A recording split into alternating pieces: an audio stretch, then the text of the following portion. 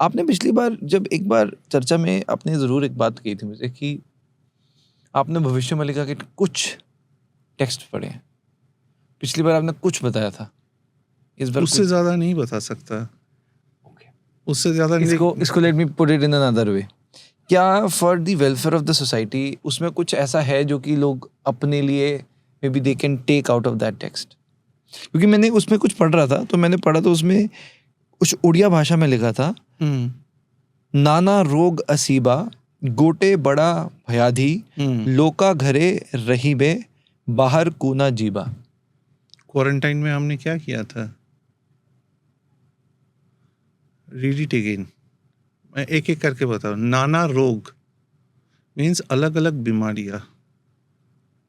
गोटे भयंकर हवे माने it will be singularly so havoc. घरे रहीबे मीन्स घर के अंदर बंद रहेगा इंसान। क्वारंटाइन में क्या किया था आपने? 2-2-4 हो रहा है।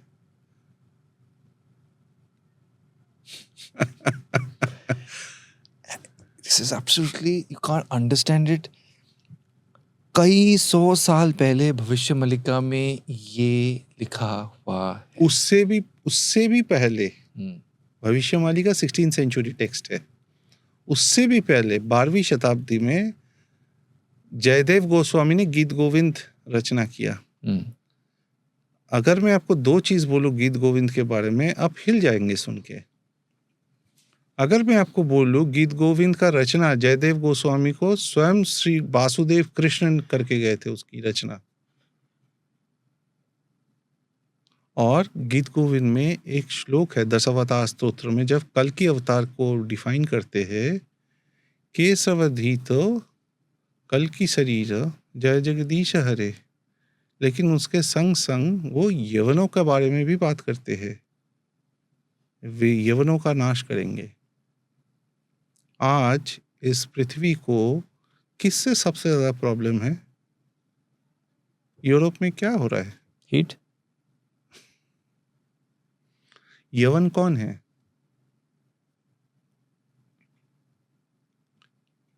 यवन वो लोग हैं, महाभारत में यवन बोले तो जो भारत उपमहादेश के बाहर से आए हुए हैं उनको बताया जाता है।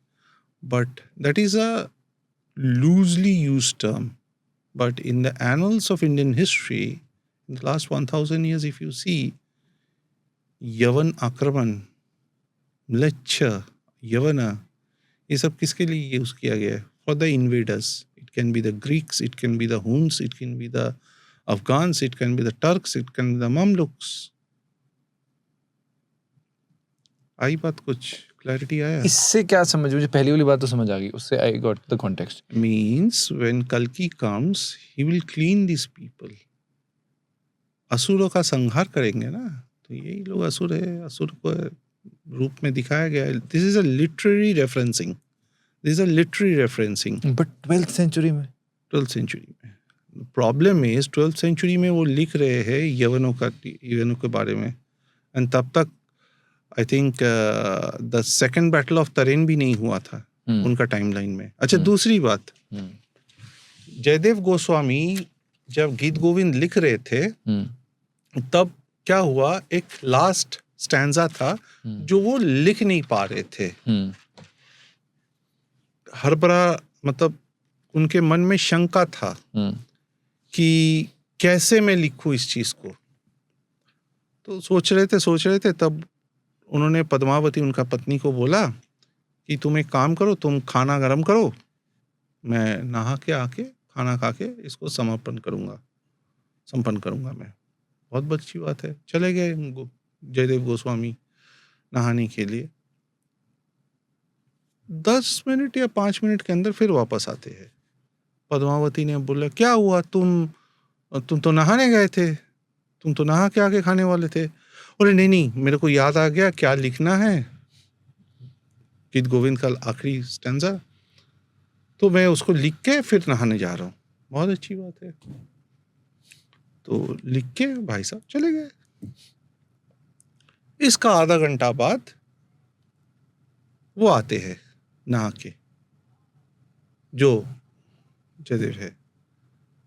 तो आके जयदेव आके खाना वाना खा के फिर जैसे वो लिखने बैठते, देखते हैं कि वो कंप्लीटेड है। बोलता है, बोले तुमने लिखा क्या? पद्मावती को बोलते हैं, तुमने लिखा है क्या? बोले क्या पागलों की तरह बात कर रहे हो? अभी तो कुछ देर पहले तुम नहाने गए थे, फिर वापस आए, आके बोले कि मैं लिख के जा रहा हूँ, मैं फिर नहा के आके खाना खाऊंगा। तो तुमने ही तो लिखा है, मैंने देखा तुम बैठ के लिख रहे थे। जयदेव गोस्वामी रो रहा है। स्वयं भगवान कृष्ण आए थे उसको लिखने के लिए। बोले तुम कितने भाग्यवान हो पद्मावती कि वासुदेव कृष्ण का दर्शन हुआ तुम्हें मेरे रूप में। कृष्ण आके क्या लिखा था? देहि पदवल्लभम, मतलब वासुदेव कृष्ण राधा रानी का चरण में उतर के चरण का सेवा कर रहे थे, चरण उनके हाथों में लेके। ये चीज वो लिख नहीं पा रहे थे कि ऐसा कैसे लिख दूं मैं, जो जिन हाथ पूरा ब्रह्मांड का सृष्टि करता है उन चरण का राधा रानी को कैसे लिखूं मैं। तो वासुदेव कृष्ण खुद आके उसको लिख के गए हैं that yes I also want you to write this, कि मैं करता हूँ राधा रानी का सेवा ऐसे।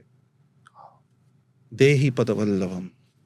ये किसी को नहीं पता होगा, rarely people would know about it.